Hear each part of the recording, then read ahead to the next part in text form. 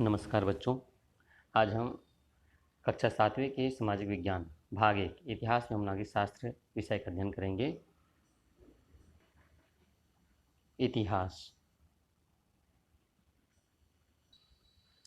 सल्तनत कालीन जनजीवन।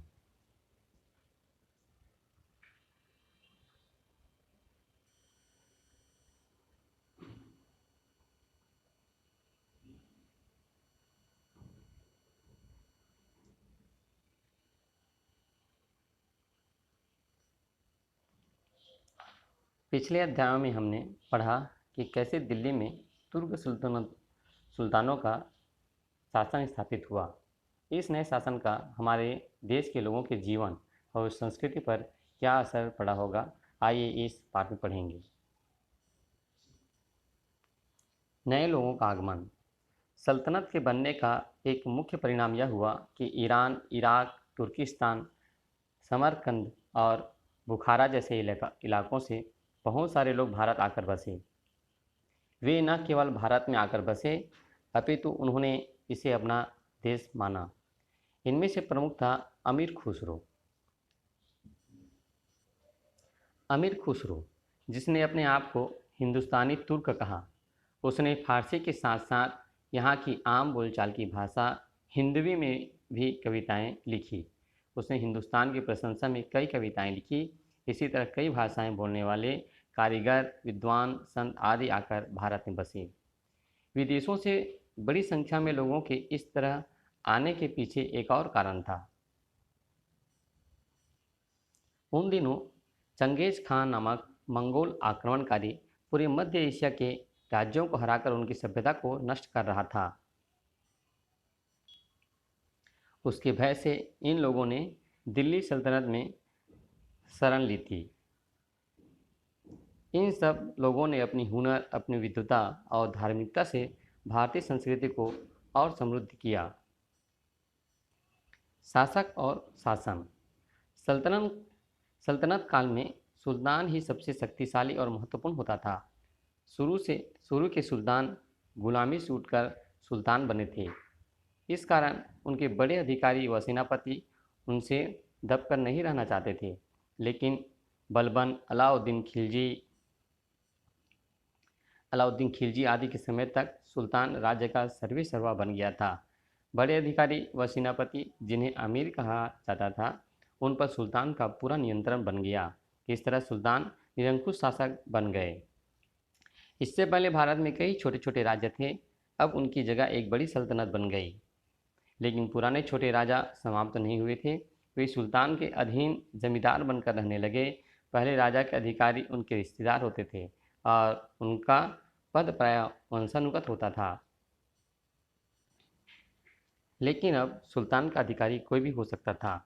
कोई भी पद पिता से पुत्र को नहीं मिलता था। राज्य के अधिकारियों का लगातार तबादला भी होता रहता था। गांव के लोगों के जीवन में बदलाव। पहले की तरह लोगों का मुख्य व्यवसाय खेती ही था, लेकिन सल्तनत की लगान व्यवस्था का असर लोगों पर पड़ा। आपको याद होगा कि पहले गांव किसी न किसी सामंत के वेतन के लिए दिया जाता था। वह मनमाने तरीके से तरह तरह के छोटे बड़े कर वसूल करता था। लेकिन अब सुल्तानों ने इस व्यवस्था को समाप्त कर दिया। अब सुल्तान के अधिकारी लगान इकट्ठा करते थे। कई छोटे करों की जगह एक बड़ा लगान तय किया गया। यह खेत की उपज का लगभग आधा था। यह लगान गांव के मुखिया इकट्ठा करके सुल्तान के अधिकारियों को देते थे। अक्सर सुल्तान किसानों को लगान नकद देने पर मजबूर करते थे। इस कारण किसानों को अपना अनाज शहरों में ले जाकर बेचना पड़ता था। इससे किसानों का शहरों में आना जाना पड़ गया। शहरों में बदलाव। सुल्तान व उसके अधिकारी शहरों में ही बसे थे और किसानों को इकट्ठा किए गए लगानों को शहरों में खर्च करते थे। इससे शहरों का तेजी से विकास हुआ। वहाँ अब तरह तरह के कारीगर, मिस्त्री, बुनकर, दर्जी, बढ़ई, लोहार आदि बसने लगे। शहरों के विकास के साथ व्यापार भी बढ़ा। तुर्क अपने साथ कई नए तरीकों और उद्योग लाए। इसका लोगों के व्यवसाय और संस्कृति का गहरा असर पड़ा।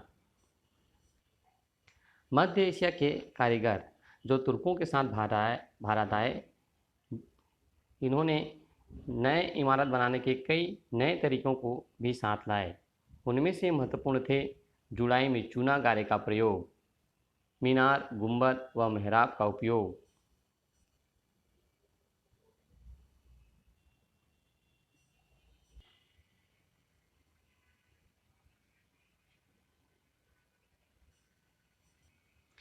आप आज भी इनका उपयोग अपने आसपास की इमारतों को देख सकते हैं। कागज बनाने की कला और पुस्तकों पर जिल्द चढ़ाने की कला भारत में तुर्क ही लाए थे। उन्होंने वह कला चीन के लोगों से सीखी थी। घोड़ों के खुरों पर नाल लगाना घोड़ों के खुरे पर नाल लगाना और रकाब लगाना भी तुर्कों ने ही भारत में शुरू करवाया। इसी तरह सूत काटने के लिए चरखे का उपयोग सल्तनत काल में ही हुआ था। इससे पहले लोग तकली से सूत काटते थे। तुर्कों के प्रभाव से नए तरह के सिले हुए कपड़ों, खासकर पैजामा, कुर्ता, सलवार, कमीज आदि का उपयोग भारत में शुरू हुआ। इसी काल में नए तरह के पकवानों का चलन भी शुरू हुआ, जैसे समोसा, कचौड़ी, हलवा आदि बनाना। अरब के विद्वानों ने भारत के विद्वानों से गणित, खगोलशास्त्र, आयुर्वेद और योग सीखकर अपने देशों में उनका प्रसार किया। गिनती में शून्य का उपयोग करना भारत के विद्वानों से अरब के गणितज्ञों ने सीखा और उसे यूरोप में फैलाया। उन्होंने पंचतंत्र की कहानियों एवं आयुर्वेद के ग्रंथों को अरबी एवं फारसी भाषा में अनुवाद किया और उनसे लाभ उठाया।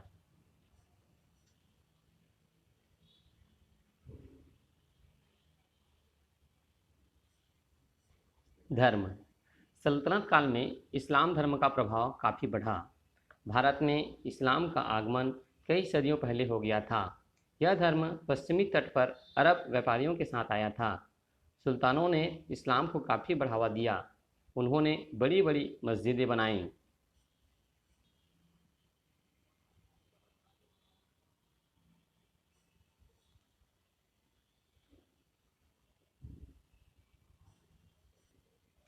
इस्लामी संतों व धार्मिक विद्वानों को बहुत धन दान में दिया। मंगोल आक्रमण के कारण मध्य एशिया से भी कई इस्लामिक विद्वान संत भारत आए। शेख निजामुद्दीन औलिया व अमीर खुसरो।